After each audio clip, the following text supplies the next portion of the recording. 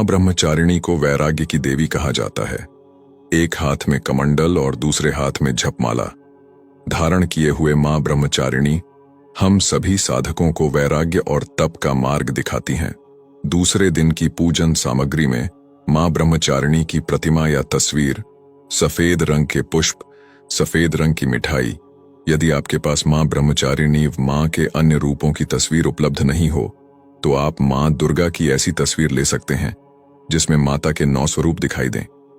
अगर वह भी संभव न हो तो मां दुर्गा की प्रतिमा या तस्वीर भी उपयुक्त है, क्योंकि मां दुर्गा में ही उनका हर स्वरूप निहित है।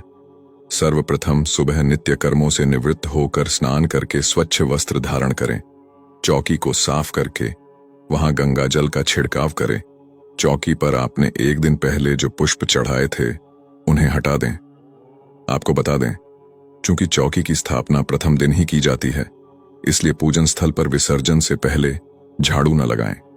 इसके बाद आप पूजन स्थल पर आसन ग्रहण कर लें। अब माता की आराधना शुरू करें। सबसे पहले दीपक प्रज्वलित करें। अब एयूएम गम गणपतये नमः का 11 बार जाप करके भगवान गणेश को नमन करें। इसके बाद ओम देवी ब्रह्मचारिण्यै नमः और मंत्र के द्वारा मां ब्रह्मचारिणी का आह्वान करें। प्रथम पूज्य गणेश जी और देवी मां को कुमकुम का तिलक लगाएं। साथ ही कलश घट चौकी को भी हल्दी कुमकुम अक्षत से तिलक करके नमन करें। इसके बाद धूप सुगंधि जलाकर माता को फूल माला अर्पित करें। नरवाण मंत्र ओम ऐन ह्रीं क्लीं चामुंडाय विच्छे का यथाशक्ति अनुसार 11, 21, 51 या 108 बार जप करें। एक धूपदान में उपला जलाकर इस पर लोबान, गुग्गल, कर्पूर या घी डालकर माता को धूप दें और इसके बाद इस धूप को पूरे घर में दिखाएं। आपको बता दें कि कई साधक केवल अष्टमी या नवमी पर हवन करते हैं, वहीं कई साधक इस विधि से धूप जलाकर पूरे 9 दिनों तक साधना करते हैं। आप अपने घर की परंपरा या अपनी इच्छा के अनुसार यह क्रिया कर सकते हैं। अब भोग के रूप में दूध से बनी मिठाई माता को अर्पित करें। इसके बाद मां ब्रह्मचारिणी की आरती करें। इस तरह आपकी पूजा का समापन करें। सबको प्रसाद वितरित करके स्वयं प्रसाद ग्रहण करें। दुर्गा जी की 9 शक्तियों में दूसरा स्वरूप ब्रह्मचारिणी का है।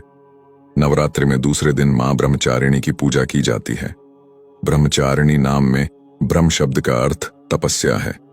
इस प्रकार ब्रह्मचारिणी का अर्थ तप की चारिणी अर्थात तप का आचरण करने वाली। कहा भी है, वेदस्तत्व तपो ब्रह्म वेद। तत्व और तप ब्रा शब्द के अर्थ हैं। ब्रह्मचारिणी देवी का स्वरूप अत्यंत भव्य एवं पूर्ण ज्योतिर्मय है। देवी ब्रह्मचारिणी के बाएं हाथ में कमंडल और दाहिने हाथ में तपस्या के लिए माला है। अपने पूर्व जन्म में जब ये हिमालय राज के घर पुत्री के रूप में उत्पन्न हुई थी, तब नारद जी द्वारा दिए उपदेश से इन्होंने भगवान शंकर जी को पति रूप में प्राप्त करने के लिए अत्यंत कठोर तपस्या की। इसी कठोर तपस्या के कारण इन्हें ब्रह्मचारिणी नाम से जाना गया। 1000 साल केवल फलमूल खाकर तपस्या की थी, फिर 100 सालों तक केवल शाक खाकर जीवन यापन किया। बहुत दिनों तक कठोर उपवास करते हुए खुले आकाश के नीचे बारिश और धूप में भयंकर कष्ट सह किए इतनी कठोर तपस्या करने के बाद 3000 सालों तक मौ ने केवल पेड़ों से धरती पर टूटकर गिरे हुए बेलपत्रों को खाकर वह भगवान शंकर की पूजा अर्चना करती रहीं। फिर कुछ समय के पश्चात उन्होंने पेड़ से गिरे सूखे बेलपत्रों को भी खाना बंद कर दिया।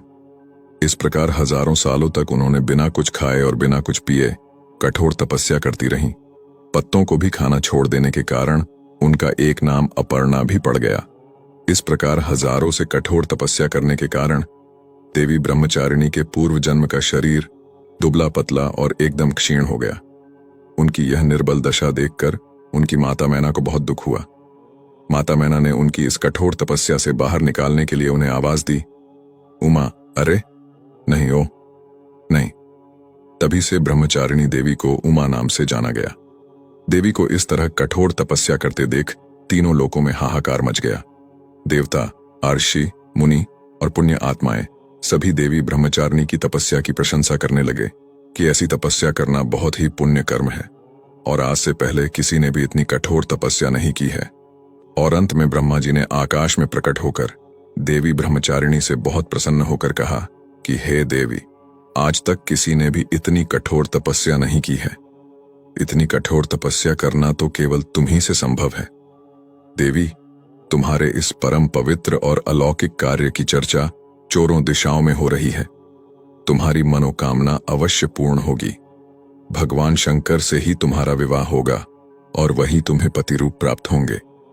अब तुम तपस्या को खत्म कर अपने घर लौट जाओ। बहुत जल्द तुम्हारे पिता तुम्हें वापस घर ले जाने आ रहे हैं।